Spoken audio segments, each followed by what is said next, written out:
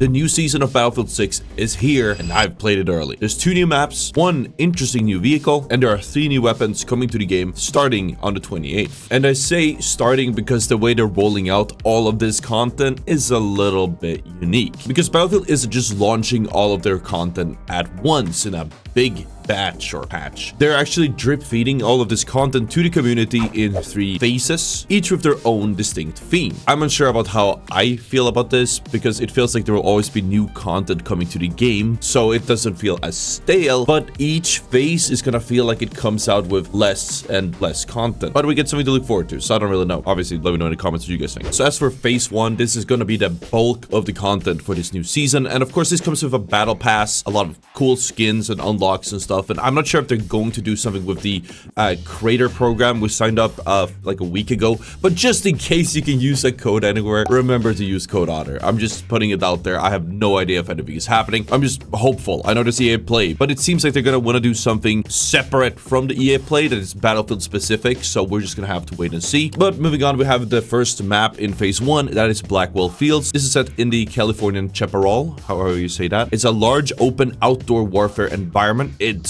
absolutely super cool to play in. Quite open a little bit, probably gonna be pretty easy to play with snipers. It sort of reminded me of a Firestorm Light because it's smaller. It's a lot smaller, but it's kind of a desert and there's a lot of vehicles. This one has focus on infantry combat mixed with vehicle standoffs. There's some scattered military installments all over the place and homesteads, and there's these like big oil thingies that get oil. I don't know what they're called. And there's a few hills you can snipe from, but it's generally pretty open. And there are these really cool fires all over the place to add to the mood. There's this cool skybox. There's this cool lightning. It just feels like you're almost in a movie. Also, the fire does deal damage, so you guys know, don't stand in it. It's not too much, but it does deal damage if you get too close. It's a very visually impressive map, I will say that. Definitely a vibe. Next up in phase 1, we also get a new mode. This is Strike Point, a 4v4 competitive mode. Now, I didn't personally get to play this because I made a mistake and I misread the agenda. But thankfully, Logan the Brawler, the GOAT, has nicely allowed us to use his footage in the background so you guys have something to look at. This is a 4v4 competitive mode. As you guys know, Battlefield needs a competitive mode. We all know that. It has a single capture objective per round. There are no respawns, so you have to either capture the point or eliminating the entire enemy team, and then whoever wins 6 of these rounds in a row wins the match. It has compact high tension rounds that provide a good opportunity for tactical or even clutch gameplay. Like, you can either have your team pushing in and doing cool stuff, but you can also have somebody going absolutely crazy, slinging headshot, hitting a fat transfer and winning the round anyways. I can see this being either really bad, like Apex Arenas, like just not working at all, or a competitive experience, maybe a little bit esporty. We're just gonna have to wait and see. And then of course, what can a new season be without new weapons? These are actually quite interesting. We're getting 3 new weapons with the release of the first phase. First off, we have the Scar SC300. This is a close quarters rifle and SMG hybrid. It is a carbine. It doesn't have the highest DPS. It does 33 damage per bullet, so that's a free type of close, and you can strafe with it pretty decently, especially when you put like an MW blue or a light barrel on it. But overall, it is fairly accurate. The recoil isn't that bad, and it has a lower rate of fire, so it has about a 330 DPS. I'd say you could liken it to like an MP5. They're pretty close, I think, in how they perform.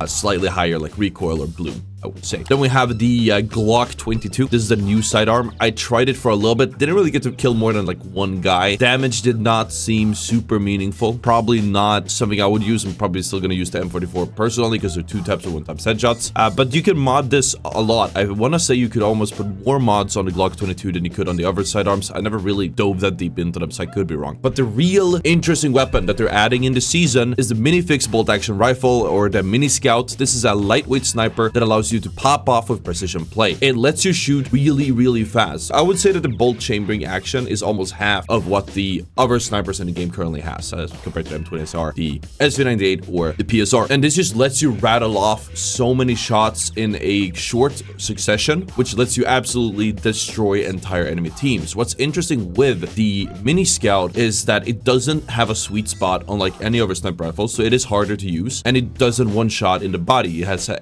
maximum damage range of 80. However, from what I tested, it does do a one-shot headshot at apparently every range. So this thing is scary. If you give this to a good sniper player, you're gonna see some crazy multi-kills or clips from streamers.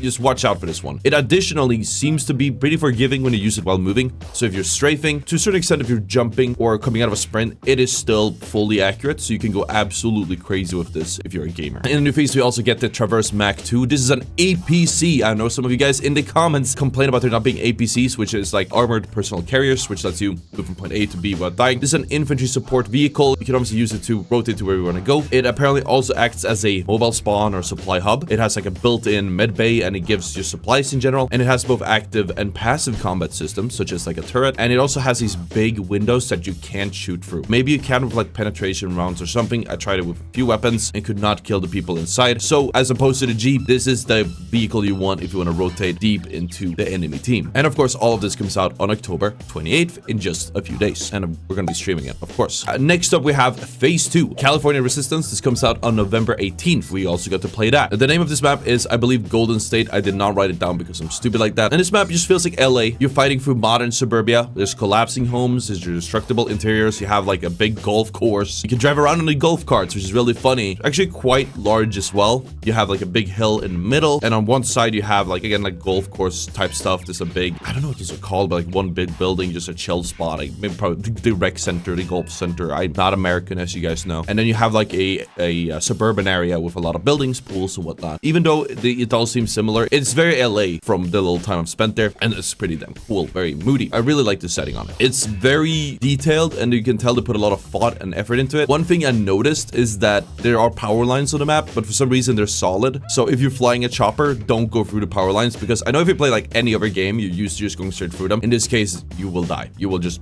straight up explode. In phase 2, we're also getting another new game mode. This is called Sabotage. This is a limited time mode with an 8v8 attack and defense setup. In this mode, attackers and defenders switch sides after each round, and the goal is basically for you as an attacker to destroy caches on the ground, and whichever team that destroys the most caches win the match. This is actually funny because it reminds me of a suggestion I had for the finals game mode like a year ago. Funny to see that it somehow made it into Battlefield. I don't think it has anything to do with my suggestion, but it's funny that it's there. In this, we're also getting a new feature called Battle Pickups. This gives you high value weapons with limited ammo, which is designed for big momentum swings or chaotic moments. We also get 2 more weapons in phase 2, but I didn't get to test them, so we're gonna skip past that. All of this will be unlockable through the 3 Battle Pass tiers, and it's also gonna be cosmetics and burnables. And then as for phase 3, all we know it's New York and it's a holiday drop. You've seen it in the picture on the roadmap. We don't know if there's new weapons or game modes coming with this phase, but they've shown a screenshot of a snowy variation of the Manhattan map and mentioned that they're bringing a chill to New York, so maybe this is just a holiday themed map. We're gonna have to wait and see. It will arrive just before the holidays and will wrap up season 1, so it makes sense it will probably be a holiday themed map and of course phase. But that is about what I can share with you guys today. I hope you guys enjoyed the video and that you're as excited for season 1 of Battlefield 6 as much as I am. Anyways, let me know what you guys think in the comments. I'll see you guys next time.